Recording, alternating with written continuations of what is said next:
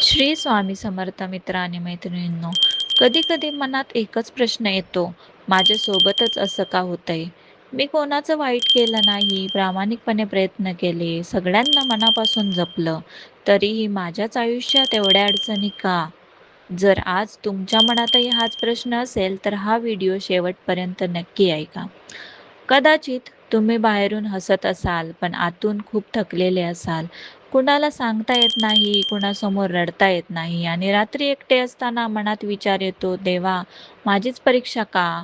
पण लक्षात ठेवा, प्रत्येक संकट हे तुमचं आयुष्य संपवण्यासाठी आलेलं नसतं, तर काही संकटं तुम्हाला आतून मजबूत करण्यासाठी येत असतात. स्वामी समर्थांच्या भक्तीचा एक सुंदर अर्थ असा आहे, की संकट आलं म्हणून घाबरायचं नाही. संकटापेक्षा आपला विश्वास मोठा ठेवायचा. आज तुमच्याकडे उत्तर नसेल, तुमचा मार्ग दिसत नसेल, तरी एक गोष्ट सोडू नका, स्वामींवरचा विश्वास. कारण प्रत्येक गोष्ट लगेच आपल्या मनासारखी घडली नाही, म्हणून स्वामी आपल्यासोबत नाहीत असं अजिबात नाही. कदाचित तुमच्यासाठी योग्य वेळ अजून आलेली नसेल. कदाचित आजचं दुःख उद्याच्या मोठ्या आनंदाची तयारी करत असेल. म्हणून तुमचे प्रयत्न थांबवू नका. लोकांनी तुमच्यावर विश्वास ठेवला नाही तरी चालेल, पण तुम्ही स्वतःवरचा विश्वास सोडू नका. सगळे दरवाजे बंद झाले असं वाटलं, तरी एक दरवाजा नेहमी उघडा असतो, तो म्हणजे श्रद्धेचा. आणि त्या श्रद्धेतूनच पुन्हा उभं राहण्याची ताकद मिळते.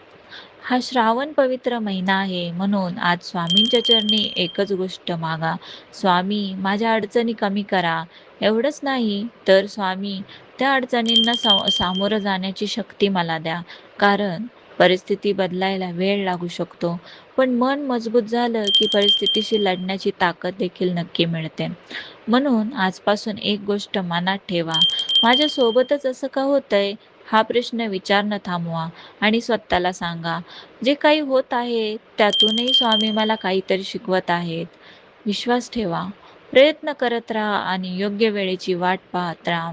स्वामी म्हणतात, भिवू नकोस, मी तुझ्या पाठीशी आहे. फक्त माझ्यावरती विश्वास ठेव आणि मनापासून भक्ती करत राहा. आणि तुझं जे काही काम असेल ते प्रामाणिकपणे करत राहा. तुझे कर्म चांगले ठेव.